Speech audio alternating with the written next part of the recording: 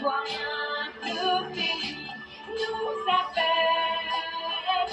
Si nous avons dans la paix, ramener la liberté, notre devoir sera la nouvelle de l'espérance promise à l'humanité, en forgeant unie dans la voie nouvelle, la patrie de la fraternité. La patrie de la fraternité. La patrie de la fraternité.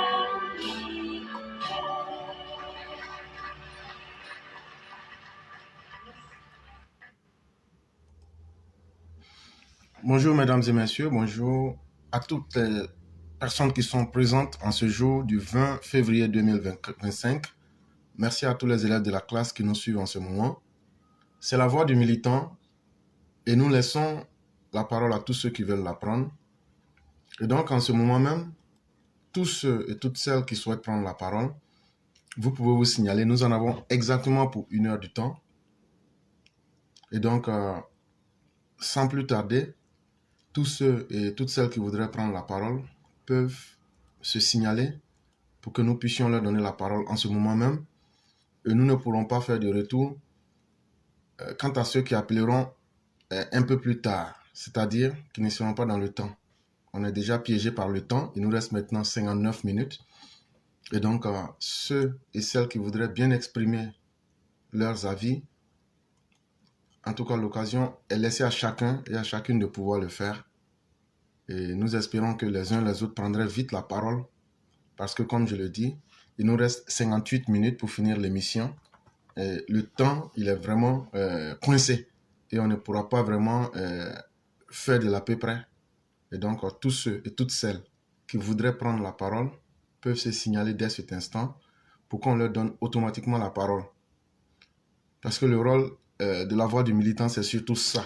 Comment donner la parole aux militants pour qu'ils s'expriment le plus tôt possible. Et donc, merci à tous et merci de nous être fidèles et merci de nous faire confiance. Il y a Maman Ouragan qui se signale déjà avec Mère Sali Kone. On va automatiquement leur laisser la parole. Et comme je l'ai dit, on ne pourra pas improviser. Seulement ceux qui se présenteront, c'est à eux qu'on pourra donner la parole. C'est les 2 personnes que nous avons. Donc, automatiquement, on va leur laisser la parole. Et si le temps ne nous le permet pas, que d'autres personnes se signalent après, on ne pourra malheureusement pas vous donner la parole. Donc, il nous reste 57 minutes pour pouvoir finir le direct.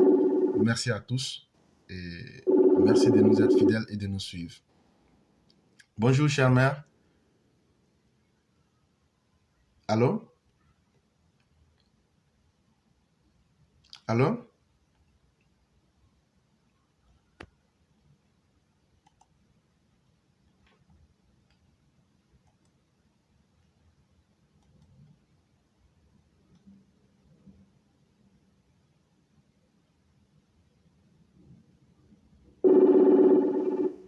Allô? Oui, bonjour, chère mère. Allô? Oui, bonjour, chère mère. Comment allez-vous?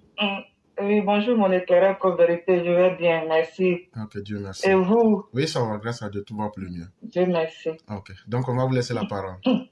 Ok, donc bonjour à vous, mon éclaireur pro-vérité, et aussi à toute la classe. Mes parents de l'opposition.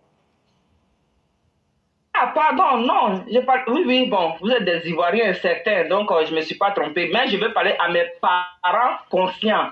Donc je disais, mes parents, l'opposition, surtout Gore, de Gbagbo Sila Aboul Laurent et les refondateurs, d'après eux, ont refusé un gouvernement d'union.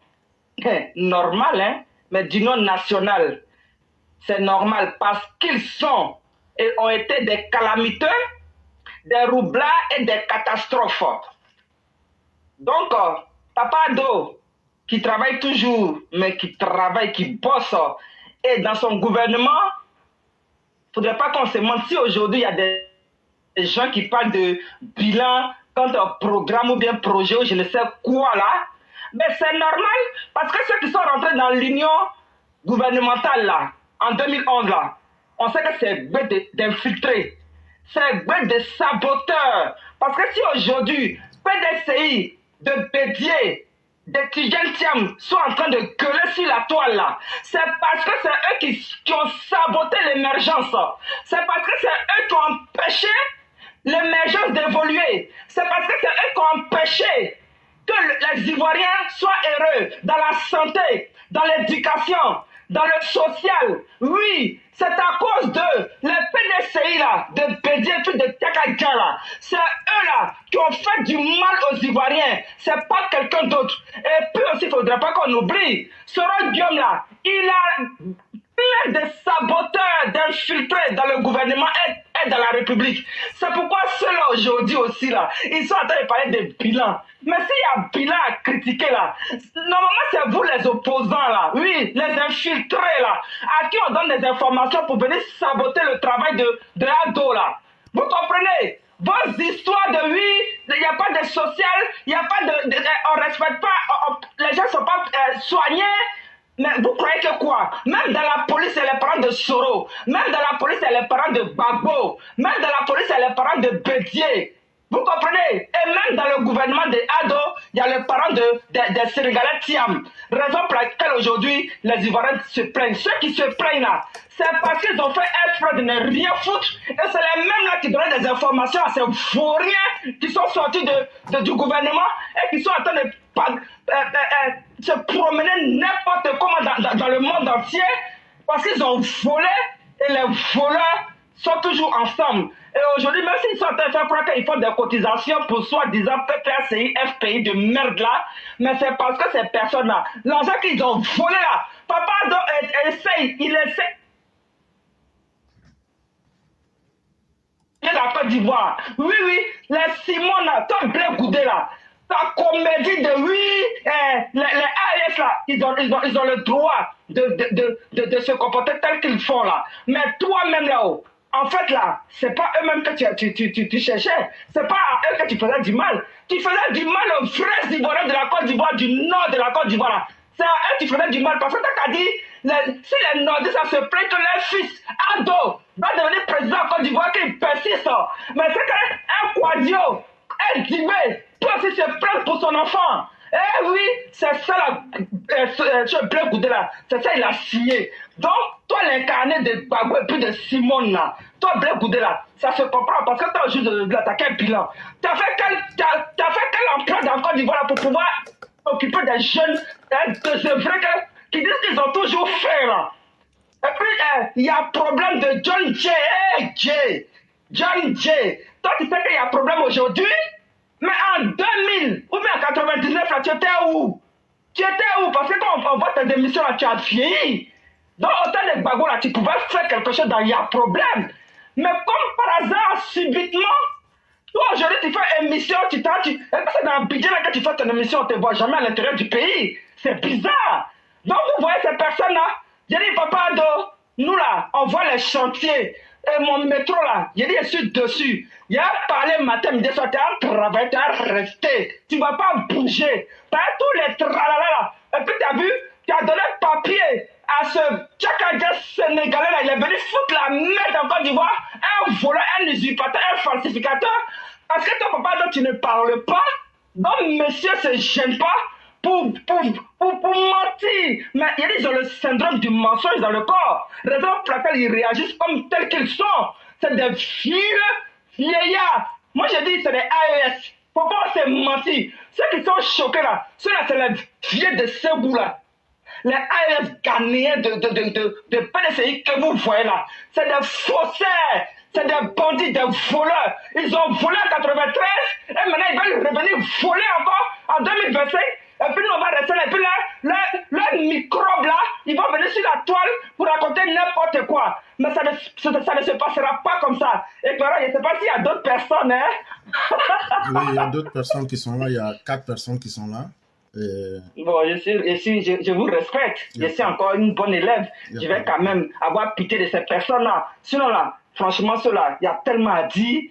Mais le peu que j'ai dit, c'est suffisant. Il n'y a pas de problème. Et donc, vraiment, merci à vous. Et surtout pour ceux qui rêvent d'un gouvernement d'union nationale, d'un gouvernement de sac à crabe. Nous leur disons qu'ils ont frappé à la mauvaise porte parce que le président Alassane Ouattara vaut mieux que cela. Et on ne va pas créer un club de crabes et puis après s'étonner des conséquences. Le président Ouattara a trop de respect pour sa personne. Et je sais de quoi je parle. Le président Ouattara ne se met pas dans n'importe quel environnement. Quand on était dans l'opposition, il y a eu des jours difficiles où les militants ont voulu prendre des décisions qui allaient être très fatales et le président ne se gênait pas pour dire soit c'est moi que vous suivez et faites-moi confiance, ou bien je vous laisse faire mais moi je démissionne. Et ce n'est pas là, il n'a pas changé. Il n'est pas là pour plaire à quelqu'un. Ça, il faudrait que les uns et les autres comprennent cela. Le président n'est pas là pour plaire à quelqu'un. Il est là pour faire ce qu'il a promis aux uns et aux autres. Il est là pour respecter le peuple et pour que le peuple aussi le respecte en fonction de ce qu'il fait. Et ce n'est pas quelqu'un comme ça qui va se mettre dans un gouvernement de poubelle pour faire plaisir à des opposants. Et pourquoi? Et donc, chers mères, soyez sereines. Le pays est déjà géré. C'est vrai qu'il y a des gens sans ambition qui pensent qu'ils peuvent être militants et se camoufler, qu'ils ne seraient pas vus. Ils sont tous vus. Et chacun atteindra aussi ses limites. Chacun atteindra ses limites. Et soyez-en certaines, le pays est au travail et le pays avance bien. Et les conséquences sont là. C'est qu'aujourd'hui, le pays avance, le pays est en paix. Et tous ceux qui parlent, s'ils pouvaient faire quelque chose, ils ont eu le temps de le faire, mais ils ne l'ont pas fait. Et donc les Ivoiriens devraient être suffisamment intelligents pour savoir que ceux qui parlent beaucoup ne sont pas forcément ceux qui savent faire quelque chose. Alassane Ouattara parle peu, mais ses actions sont là pour démontrer qui il est vraiment. Et donc faisons-lui confiance, restons sereins et restons surtout déterminés. Mais soyons dans un mindset, soyons dans un esprit de nous faire respecter. Ça, 2025, on entend beaucoup de choses. Mais ça sera aussi la responsabilité même de nous les Ivoiriens de nous faire respecter. Parce que trop, ça en est de trop. Des voyous ne peuvent pas venir prendre la vie des Ivoiriens en otage, ne peuvent pas continuer à menacer les Ivoiriens, et puis ça va rester sans conséquence. Et donc c'est à nous, le peuple, de leur montrer que ça suffit. Ils ne sont ni la majorité, ils ne sont ni sur la voie bonne, et encore moins, ils ne sont ceux-là même qui peuvent imposer le rythme. C'est à nous vraiment de nous réveiller pour une fois, de leur indiquer cela. Vraiment, merci beaucoup. On va vous souhaiter une excellente soirée et bien des choses à toute la famille. Oui, mon éclaireur, mauvais élève à la dernière minute. Un petit mot en guéri de 1 minute. Mais si vous pouvez faire rapidement, on est déjà piégé par le temps, il n'y a pas de problème. Bon, je laisse tomber, je ne vais pas exagérer. Il n'y a pas de problème. Merci beaucoup. Oui, je laisse. Et on va vous souhaiter une excellente soirée. Merci beaucoup. Merci beaucoup. Okay.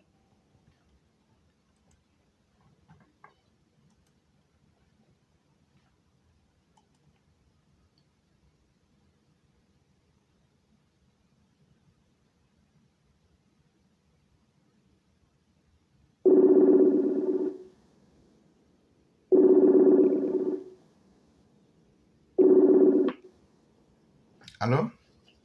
Oui. Bonjour, chère mère, comment allez-vous? Bonjour, mon éclaireur, comment vous allez? Je vais excellemment bien, vous-même? Très bien. Ok, Dieu merci. Donc, on vous laisse la parole. Vraiment, merci pour tout ce que vous faites. Je vais aller rapidement, vu que nous sommes pris par le temps. J'aimerais vous dire merci et dire merci à nos autorités, au président de la République. Le 43e BIMA a été rétrocédé à la Côte d'Ivoire. Maintenant, c'est le camp Ouattara Thomas Dakin. Et ça, c'est une fierté pour la Côte d'Ivoire. Le président Ouattara a restauré la souveraineté de la Côte d'Ivoire, a restauré la dignité des Ivoiriens, a créé des institutions démocratiques.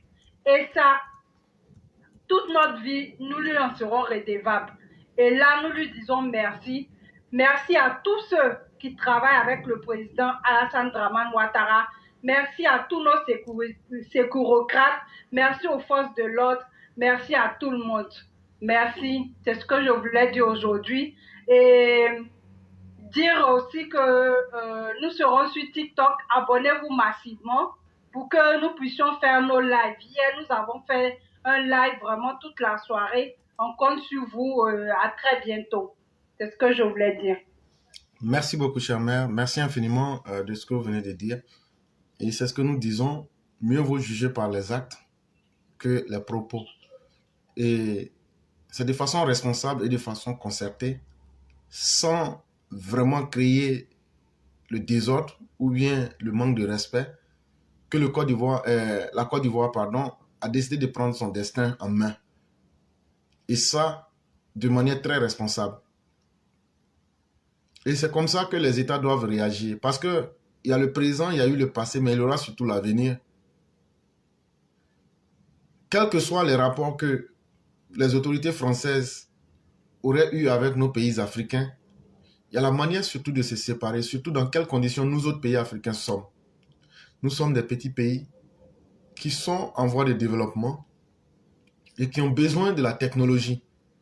Parce qu'en réalité, tout ce qu'on dit, tant que nous n'aurons pas la connaissance et l'expertise, notre continent ne va jamais décoller. Et donc, on a encore beaucoup à faire. Surtout qu'on a fait le choix de ne pas évoluer en fonction de nos propres paradigmes, de ne pas évoluer en fonction de nos propres modèles. C'est évident que ce qu'on suit, on sera obligé de copier avec eux. Et l'exercice donc de la patience devient quelque chose qui s'impose à nous. Parce que ce n'est pas dans la violence qu'on pourra industrialiser l'Afrique. Aujourd'hui, selon moi en tout cas, on analyse le destin de l'Afrique, il faut vraiment que nous ayons la technologie. Mais c'est eux qui ont le savoir. Est-ce que c'est aujourd'hui ces pays qui disent qu'ils ont pris leur soi-disant responsabilité pour chasser les Blancs? Maintenant, c'est avec qui vous allez leur apprendre cette technologie-là? Il faut assez d'intelligence. Et c'est là que je convoque un peu l'intelligence du maître Hegel qui nous parlait de la morale de l'esclave. Quand l'esclave a compris que c'est lui qui est le maître du maître, en ce moment donc, l'esclave prend conscience de sa situation et peut donc progresser.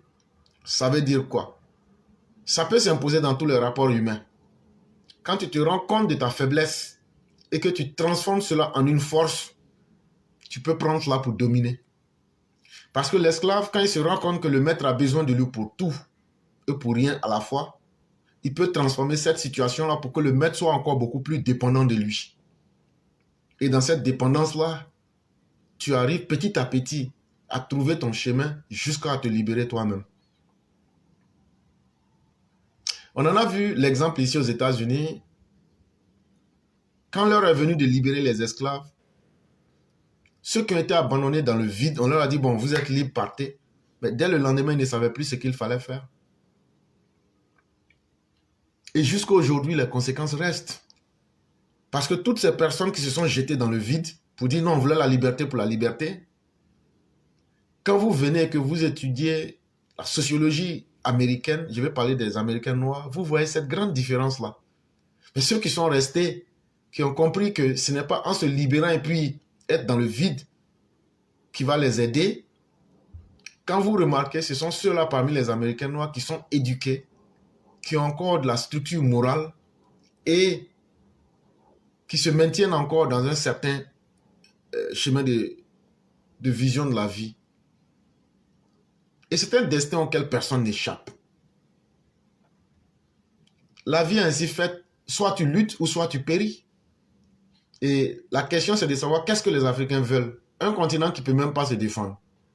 Aujourd'hui, les enjeux du monde sont tellement énormes que l'Afrique elle-même ne peut même pas se défendre. Regardez au Rwanda, ce sont les grandes puissances qui se menacent par personne interposée. C'est les États-Unis et la Russie qui se menacent par personne interposée. Kagame, lui, représente les États-Unis. Et l'autre, le président de la RDC, représente la Russie. Et même les soi-disant puissances sur lesquelles on pouvait compter l'Afrique du Sud ont été menacées. Donc, ça veut dire que notre continent ne peut même pas se défendre. Est-ce que c'est en criant? Est-ce que c'est en jouant les violons? C'est même de la stupidité. Et c'est à nous, Africains, de prendre conscience partout où nous sommes. Ce n'est pas avec la violence, ce n'est pas avec la brutalité qu'on peut se libérer, mais c'est en profitant de la situation et en profitant de nos faiblesses pour transformer tout ça en force avec le temps et la patience, pour surtout acquérir la connaissance avec cela. C'est ce qui va beaucoup nous aider. Et vraiment, merci aussi à vous-même. Et on va vous souhaiter une excellente soirée et bien des choses à toute la famille. Merci, éclaireur. Merci beaucoup. Il n'y a pas de Merci. problème. À bientôt. Merci beaucoup.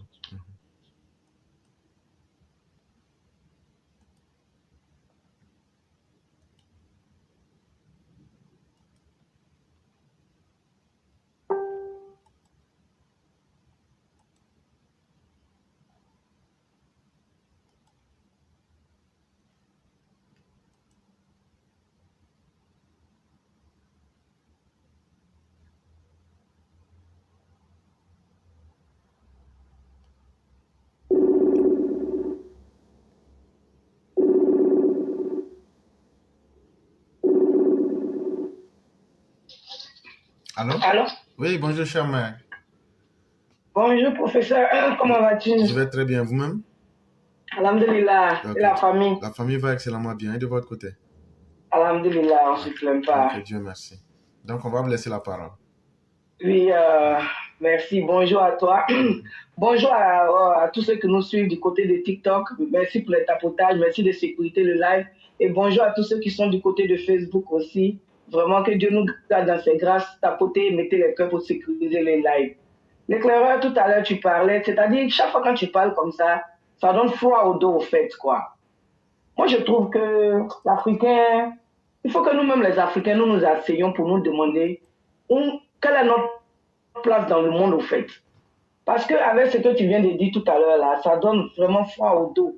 Et voilà pourquoi nous demandons aux Africains d'avoir à la tête de leurs différents États comment on appelle ça, des présidents responsables, des gens qui vont penser à la cause de l'Afrique, des gens qui vont vraiment aimer le pouvoir pour la population et non le pouvoir pour eux-mêmes.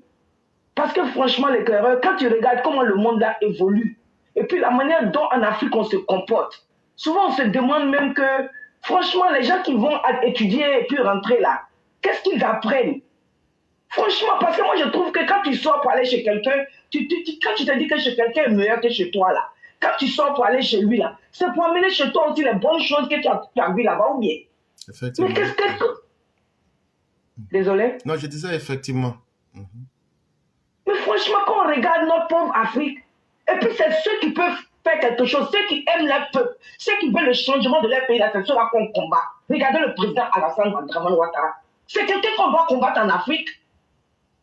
Quelqu'un qui a tout ce qu'il veut faire là, c'est pour le peuple. Il veut tellement le bien-être de son pays. Si tous les dirigeants africains pensaient comme ça à l'intérieur, est-ce qu'on allait se faire des guerres entre nous? C'est des questions qu'il faut que l'Africain se pose. Voilà pourquoi on dit l'ennemi de l'Africain, c'est l'Africain lui-même.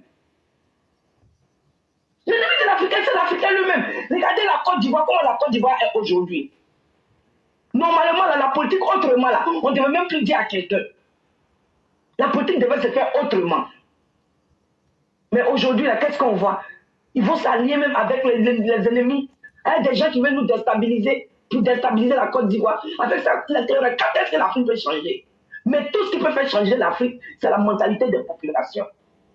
Si la population désavoue ceux qui ne veulent pas le bien de leur peuple, là, vous allez voir que la mentalité va changer. Mais tant que la population sera en train d'être malmenée et manipulée par ces politiciens-là, l'Afrique a encore du chemin à parcourir. Parce que ça fait honte de voir qu'en Afrique, on s'entretue entre nous noirs. Quand les blancs, ils se mettent ensemble pour venir. Donc l'Afrique doit rester là, être en perpétuel pillage pour les autres. L'Afrique doit être là toujours en train d'accompagner les gens. Franchement, Papa Ado, que Dieu te donne santé, longévité. Et que Dieu donne beaucoup de Papa Ado à la Côte d'Ivoire. C'est de ça qu'il s'agit. Oui. Je vais m'arrêter là. Merci beaucoup. Que Dieu protège Papa de tous ceux qui l'entourent. Que Dieu protège tous nos forces de l'ordre qui nous donnent la sécurité et la paix en Côte d'Ivoire. Vraiment, merci l'éclaireur et que Dieu te garde toi-même aussi. Ainsi que tous les éclairés. Merci. Merci beaucoup, chère mère. Merci pour ce que vous venez de dire. Et le problème de l'Afrique, si vous remarquez très bien, effectivement, ça fait très mal que des personnes qui ont eu la chance d'aller étudier. Quand vous prenez le cas des pays comme le Japon, la Chine, les gens sont étonnés de ce que ces pays-là se soient développés. Et c'est totalement normal parce qu'ils avaient une conscience. Ils avaient une conscience d'eux-mêmes. Ils savent qu'ils doivent faire quelque chose pour être là. C'est ce que j'appelle la conscience de soi. Et donc, quand tu comprends cela, ça t'impose une certaine responsabilité. La responsabilité, c'est le devoir de faire quelque chose. C'est le sentiment que tu as, que tu dois faire quelque chose.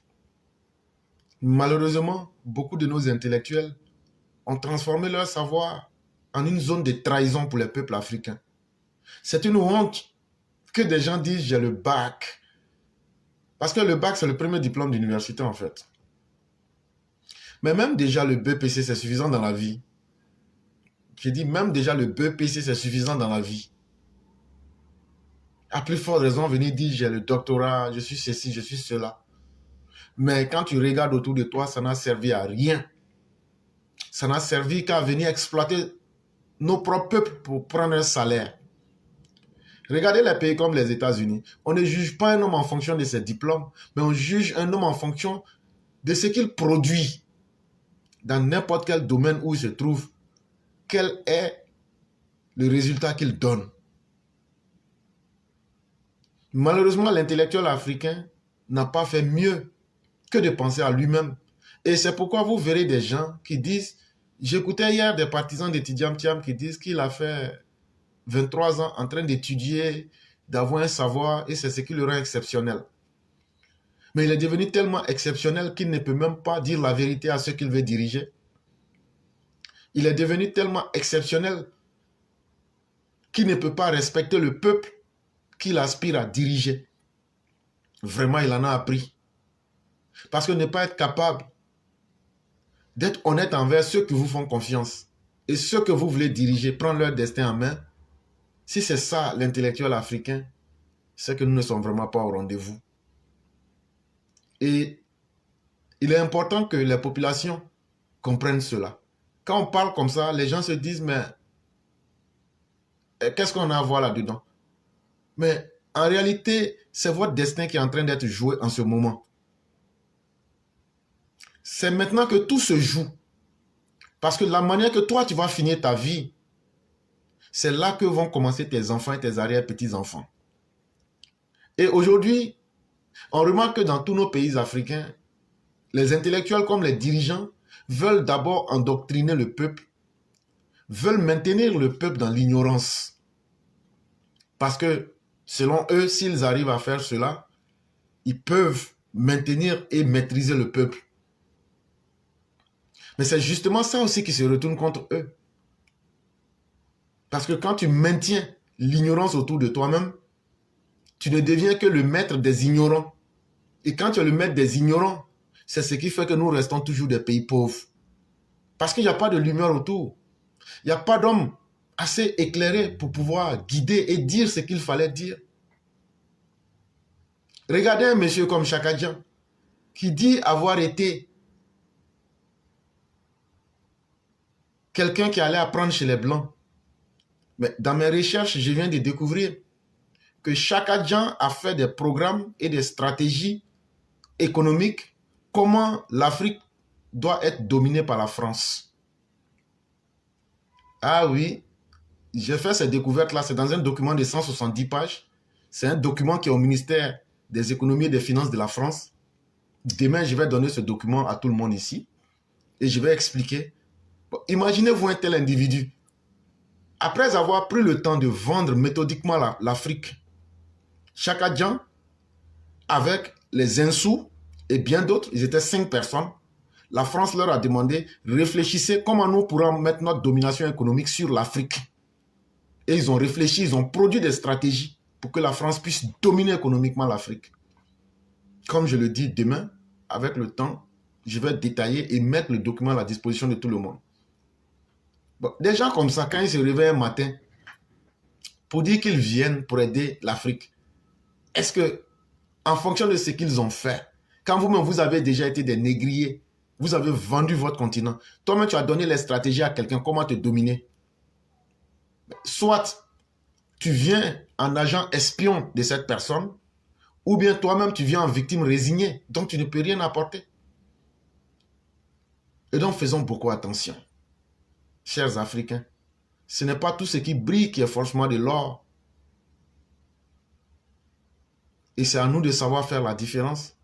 Sinon, nous allons carrément entrer dans le vent.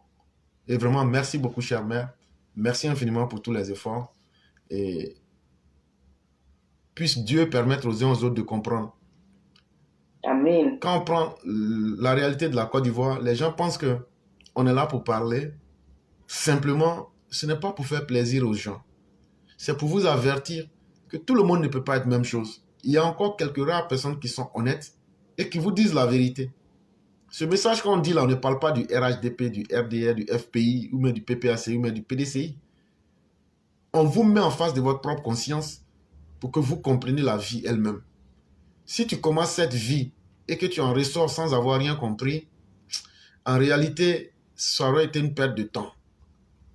La vie est trop utile pour que vous ne cherchiez pas à comprendre là où vous devez partir.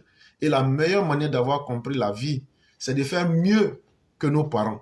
Ça ne veut pas dire que nos parents n'ont rien fait, mais ça veut dire comment laisser quelque chose qui soit mieux pour nos enfants que ce que nous n'ayons obtenu.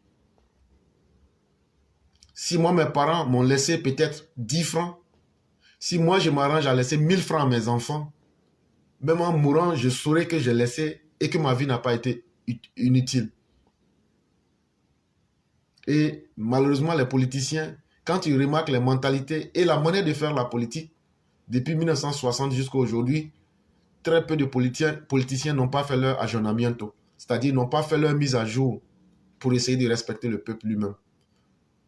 Mais quand quelqu'un ne te respecte pas, toi-même, tu as l'obligation de te faire respecter. Et pour se faire respecter, ce n'est pas difficile. Il suffit de prendre tes responsabilités et de faire ce que tu dois faire.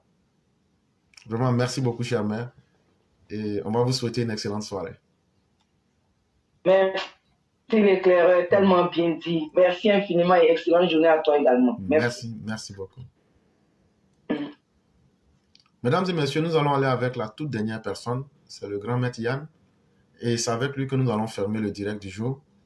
Nous disons merci à tous ceux et toutes celles qui ont pris la parole et qui ont partagé leurs idées. Merci à ceux qui ont participé à travers leur présence. Et donc, on va aller avec le grand maître Yann. Et c'est lui qui va, après avoir fini de parler, il va nous faire sa conclusion.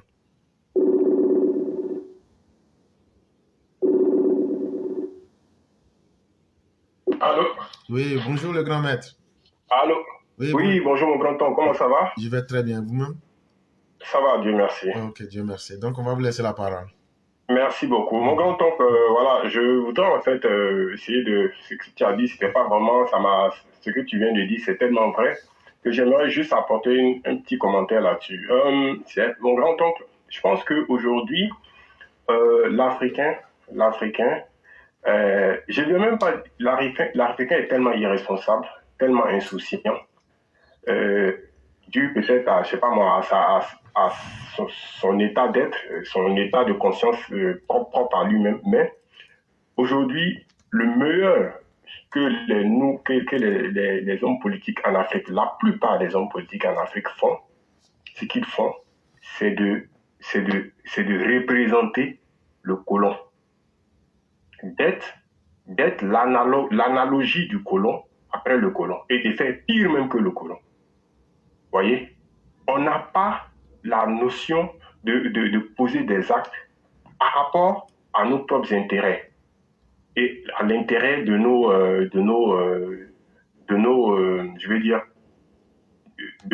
nos concitoyens. Quand on regarde un peu la façon dont les colons ont laissé la Côte d'Ivoire ou les pays africains, la plupart du temps, nos cadres se comportent de la même manière. Il peut être maire dans une commune, je sais pas moi, je vais dire une commune une commune pas trop huppée. Il est maire de cette commune-là, administrateur de cette commune, mais il vit toujours derrière l'eau, quand on dit à Cocody, Riviera de Plateau. Voyez? Donc, c'est en fait ce complexe-là que nous devons déjà commencer à combattre. Voyez? Et ça, je trouve ça un peu dommage. Donc, en tant que c'était un peu pour aller un peu dans le même sens que toi, je vais revenir encore sur ton analyse la dernière fois sur le trumpisme avec Elon Musk, tout ça. Tout ce que tu as dit des très très belles choses. Et moi, ça m'a amené à réfléchir.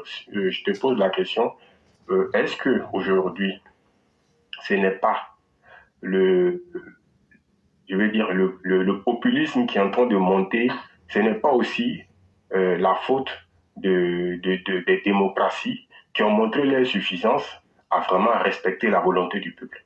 Ça, c'est la première question. Effectivement, je suis totalement d'accord avec vous, parce que nous sommes dans un monde dynamique. Ça veut dire que tout doit bouger et rien ne doit rester statique. Même un homme, quand tu te lèves le matin, que tu ne fais rien, mais tu n'auras rien dans ta poche pour pouvoir vivre le lendemain. Et donc la vie, c'est comme ça. On dit que tout évolue. Et à un certain moment, les démocraties occidentales sont restées dans une suffisance au point de devenir des maîtres, des enseignants. Je prends pour exemple les États-Unis ou les Occidentaux ont utilisé la démocratie comme une marchandise qu'ils pouvaient exporter, mais sans apporter de la nouveauté. Et à force de vouloir être les donneurs de leçons, eux-mêmes ne se donnaient plus de leçons. Je ne sais pas si vous me comprenez. Très bien, très bien. Et donc, lorsque les démocraties occidentales ont oublié qu'elles doivent elles-mêmes se donner des leçons parce que la vie, tout doit évoluer, tout doit s'adapter, ils n'ont pas pris le temps de renouveler les paradigmes de la démocratie. Et c'est devenu une lettre morte en fait. Et c'est ce que les Donald Trump et autres ont su utiliser. La démocratie était devenue du flatou vocis. La démocratie était devenue une arme qu'il fallait adapter pour donner des leçons aux autres, mais sans soi-même. C'est comme un enseignant qui enseigne, mais qui ne prend pas le temps de mettre à jour ses connaissances. Mais forcément, ta connaissance va dépérir.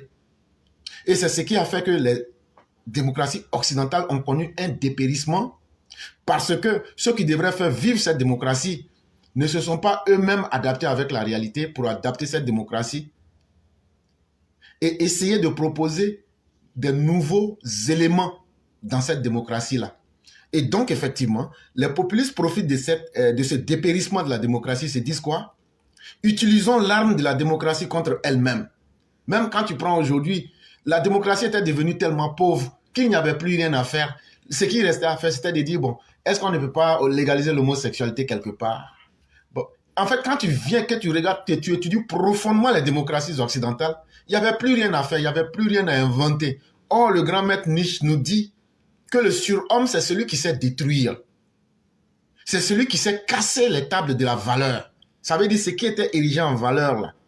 Si on doit évoluer, il faut toujours constamment casser.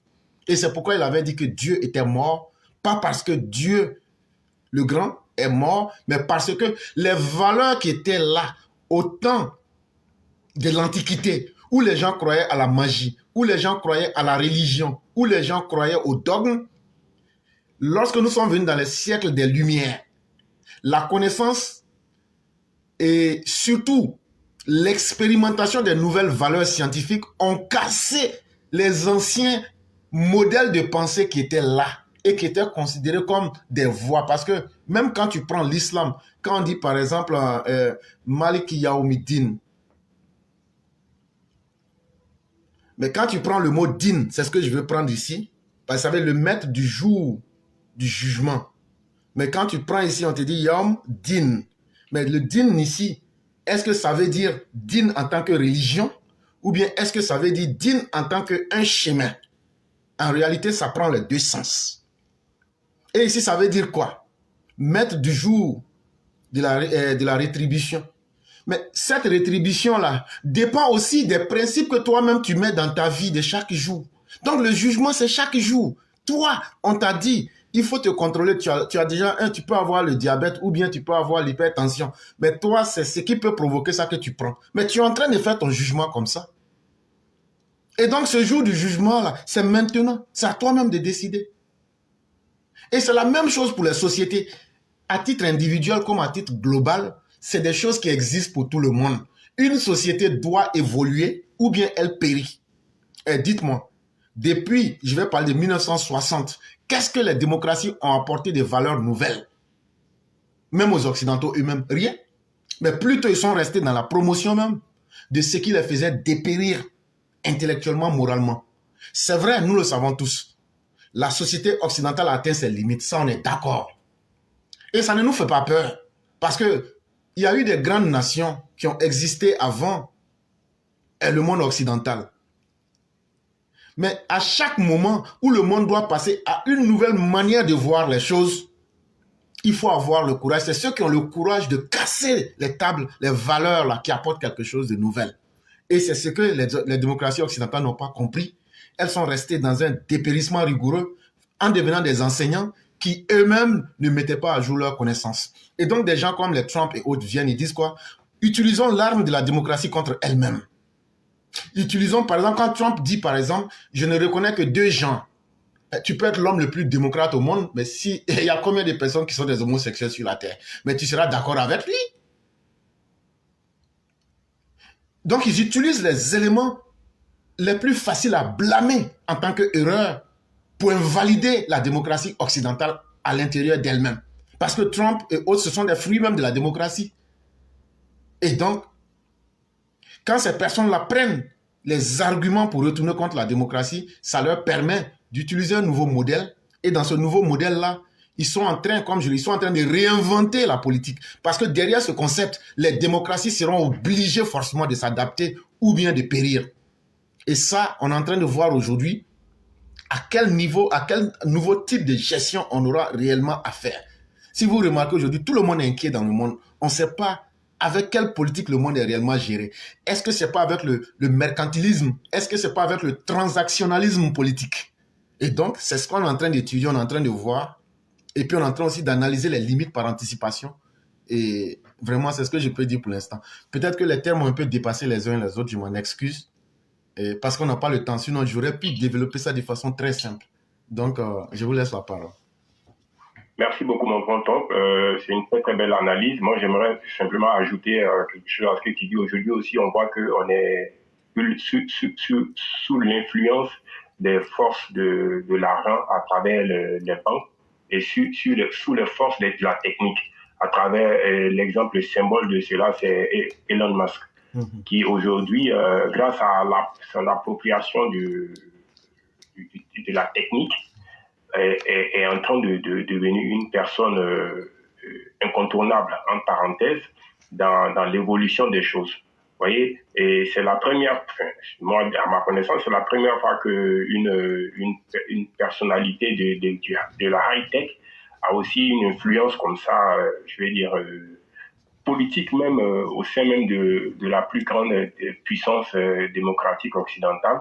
Donc je pense qu'aujourd'hui, les démocraties européennes sont devenues, les démocrates européens sont devenus aujourd'hui les VRT des grandes multinationales. Quand je prends l'exemple des présidents français qui se sont déplacés manu militari, parce que voilà, ils ont des grandes entreprises comme Total qui risquaient de perdre leur contrat dans des pays africains. Donc ça veut dire qu'aujourd'hui, ces hommes politiques-là même ont perdu même le sens même de leur propre objectif, qui est d'abord d'asseoir une certaine valeur morale à travers la démocratie, ce que nous ne voyons plus. Et ça donne aussi un peu la possibilité à des aventuriers brigands, putschistes, qui se permettent aussi de rentrer dans la danse. Vous voyez? Et tout ça vraiment est de mauvais augure par rapport au futur même des peuples.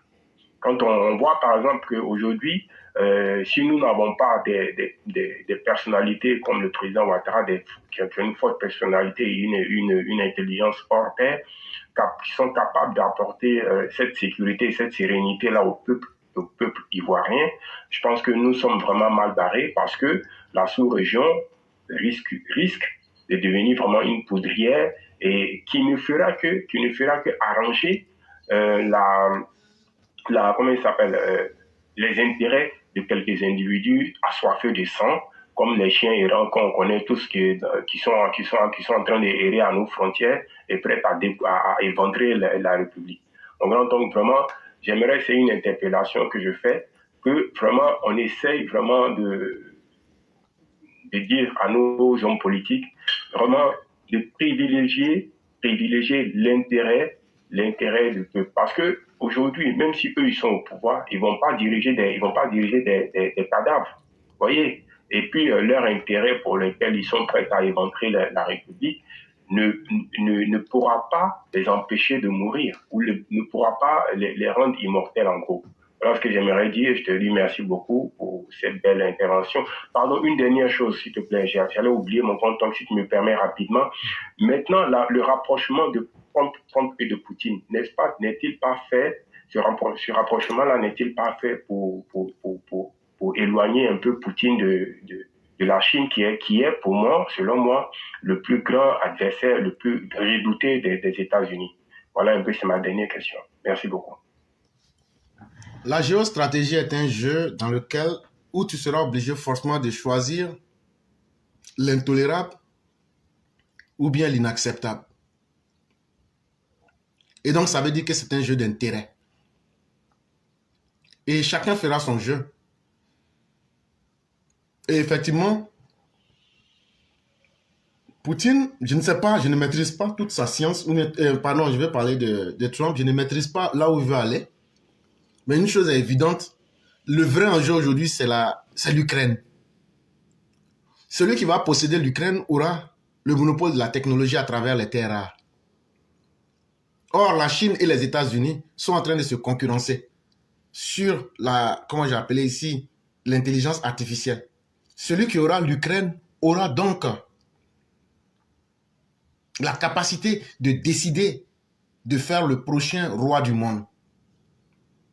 Parce qu'en prenant l'Ukraine, vous aurez accès à ces terres rares qui pourront faire une grande différence. Et donc, effectivement, ce que vous dites, je suis totalement d'accord. Et effectivement, c'est pour s'interposer entre la Chine, mais ça ne résout les problèmes qu'à moitié. Parce que là où la Chine est arrivée, la Chine ne peut plus reculer. La Chine a compris que d'ici l'an 2050, elle peut devenir la première puissance économique du monde. Et ça, est-ce qu'elle va pouvoir reculer et s'asseoir? Et ne me dis pas que les Chinois ne comprennent pas qu'eux ne peuvent pas être là pour être des assistants. Et ils ne s'asseyent pas. Mais ils ont une diplomatie qui est très surnoise, très silencieuse. Mais au moment où tu te rends compte, j'appelle ça moi personnellement la diplomatie du cancer. Quand ils sont là, tu ne vois pas le mal qu'ils sont. Mais une fois que tu les découvres, c'est qu'ils ont déjà envahi ton corps. Il te faut une chimio ou bien on t'ampute. Et c'est ça la diplomatie chinoise. Tu as toujours l'impression qu'ils sont là pour jouer les seconds rôles, mais au moment où tu te rends compte, ils ont déjà fini d'envahir le secteur qu'ils veulent. Est-ce que la Chine aussi ne fait pas une troisième stratégie de pensée? Parce que autant la Russie est en train de s'affirmer militairement, aujourd'hui la Chine est en train de s'affirmer diplomatiquement. Et Donald Trump vient de leur donner un argument solide en invalidant le USAID. Or, c'était un argument, une arme diplomatique pour essayer de convaincre les autres. On ne convainc pas seulement à travers la violence, mais on convainc aussi à travers l'aide qu'on apporte. Et si la Chine occupe aujourd'hui ce terrain-là et laisse les grandes puissances se neutraliser entre elles, est-ce que ce n'est pas en réalité la Chine qui deviendra la future puissance économique et militaire? Ça aussi, il faut l'imaginer. Pas que économique. Ça, économiquement parlant, c'est quelque chose qui est déjà presque... Je ne dirais pas que dans l'absolu, il ne faut pas absolutiser. Vous m'excuserez sauvagement. J'utilise des mots vraiment lourds, violents. C'est parce que je suis un peu sous pression. Mais c'est des choses simples en fait. Quand je dis absolutiser, ça veut dire on ne peut pas prendre ça comme une vérité qui est inscrite, qui ne changera pas. C'est ce que ça veut dire. Mais ce qui est encore plus inquiétant, est-ce que la Chine, de façon pernicieuse, ne laisse pas une guerre entre deux puissances se fragiliser militairement pour devenir et la puissance économique et la puissance militaire prochaine? Il y a aussi cette réalité qu'il faut voir dans la situation qui se passe aujourd'hui dans le monde. Parce que là, la guerre de Sun Tzu nous dit que le meilleur combattant, c'est celui qui arrive à vaincre l'ennemi sans mener de combat. Et à mon avis, c'est ce que les Chinois sont en train de faire. Et en plus de cela, ils ont infiltré presque tous les réseaux de renseignement du monde. Et ça, ceux qui savent de quoi je parle comprendront Et personne ne peut les empêcher aujourd'hui. Ils sont dans presque toutes les agences de renseignement dans le monde qu'ils ont infiltrées. Et ça leur donne une super puissance. Et c'est ce qui les permet d'être presque invisibles, mais très efficaces. Et ça, il ne faudrait pas qu'on oublie cela. C'est un peu comme ça que j'allais répondre.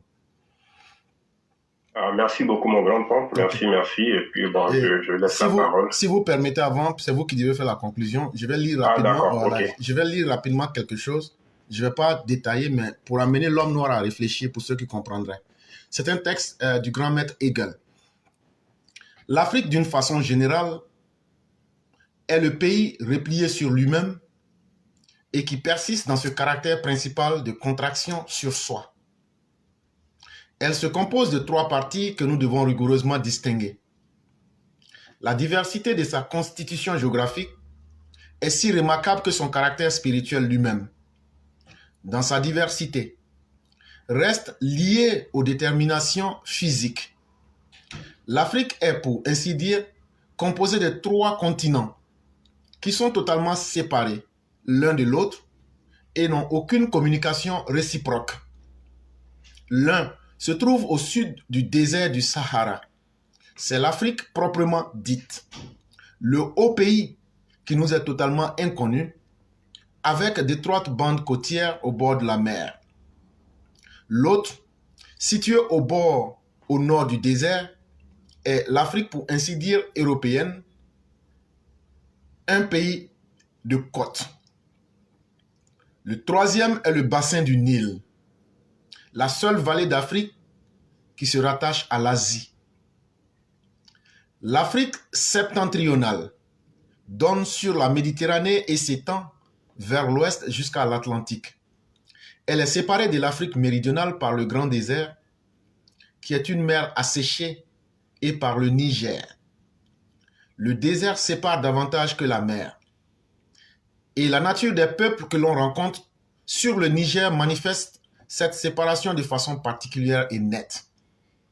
C'est un territoire qui s'étend jusqu'à l'Égypte. Sa partie septentrionale est barrée par des régions désertiques et des montagnes. Entre les montagnes, il y a de larges vallées fertiles qui en font une des plus belles et des plus riches contrées du monde. Là se trouve le Maroc, Fès ou Fès de nos jours, Alger, Tunis, Tripoli. On peut dire que toute cette zone n'appartient pas à l'Afrique, mais à l'Espagne avec laquelle elle forme un bassin. Le polygraphe écrivain politique français de Prades dit: pour cette raison qu'en Espagne on est déjà en Afrique. Cette partie de l'Afrique est sa partie non autonome, celle qui a toujours été en relation avec l'extérieur. Elle n'a pas été elle-même le théâtre d'événements historiques, mais elle a été toujours dépendante des grands bouleversements extérieurs. Ce fut d'abord une colonie des Phéniciens qui parvint à établir Carthage, une puissance indépendante. Elle fut ensuite une colonie des Romains, de l'Empire byzantin, des Arabes, des Turcs, sous la domination desquels elle se désagrégea en petit état de pirates berbères. C'est un pays qui ne fait que vivre et suivre le destin de tout ce qui arrive de grand ailleurs, sans avoir une figure déterminée qui lui soit propre. Tournée comme l'Asie mineure vers l'Europe, cette partie de l'Afrique pourrait et devrait être rattachée à l'Europe, comme du reste ont tout récemment tenté de le faire avec succès les Français.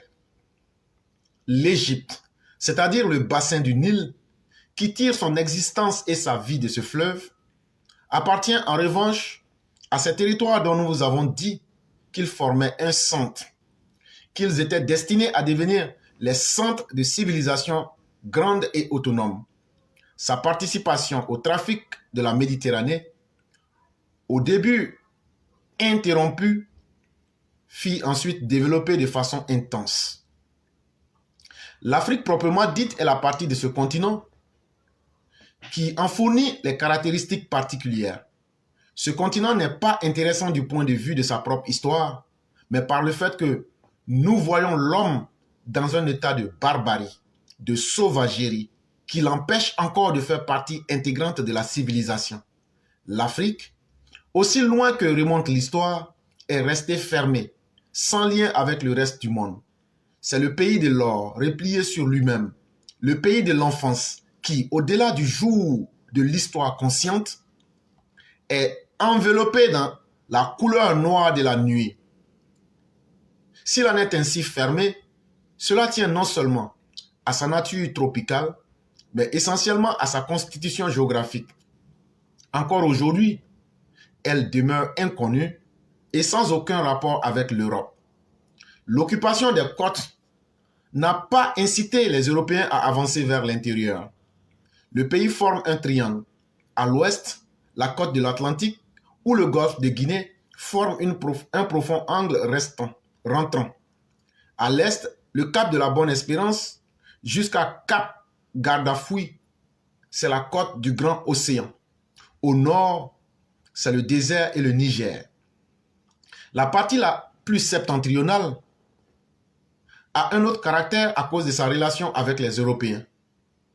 Le pays dans son ensemble semble être un haut plateau qui ne présente qu'une bande côtière très étroite, habité seulement en un petit nombre d'endroits.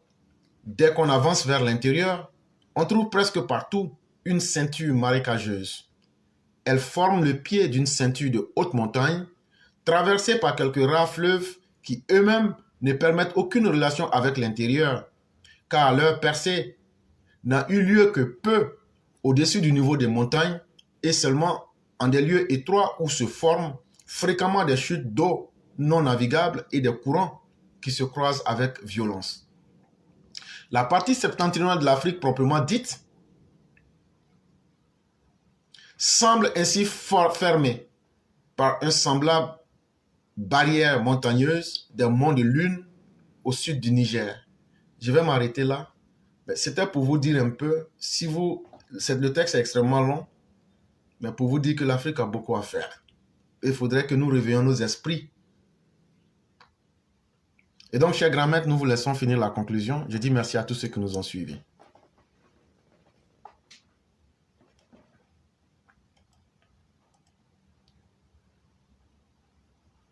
Allô?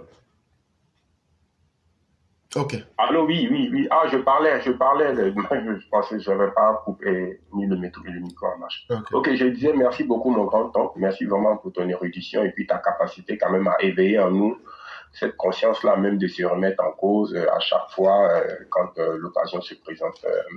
Je pense que avec le texte que tu viens de lire, Hegel, je pense que nous cherchons encore, nous cherchons et il faut simplement que l'Africain, même tu l'as dit aussi, ait la conscience de soi, la conscience de soi et surtout se donner de la rigueur, et chercher à savoir ce que nous voulons laisser à nos descendants. Voilà, et je pense que l'Afrique, ça n'a pas été mentionné dans le texte d'Hegel, à un moment donné a été quand même a connu son heure de gloire. Voilà, et bon, malheureusement, est-ce que aujourd'hui nous sommes capables, à travers les études scientifiques qui prouvent que l'humanité est partie de l'Afrique, c'est les recherches de Cheikh Anta Diop, est-ce que nous sommes capables aujourd'hui, dans cette domination culturelle, économique, politique, stratégique et militaire sous laquelle nous sommes capables aujourd'hui de nous réinventer une nouvelle histoire? Telle est la question que moi je laisse ouverte en disant merci à tout le monde et que Dieu nous bénisse, Dieu nous protège et surtout toi mon grand oncle et c'est notre grand président et que Dieu protège la Côte d'Ivoire et toute l'humanité. Merci beaucoup mon grand. Merci à tous. Demain sera un autre jour. Que la bonté divine demeure en nous. Merci à vous-même qui avez participé, soit par les propos ou soit par votre présence. Merci à tous et excellente soirée. Amin, merci beaucoup. Merci beaucoup.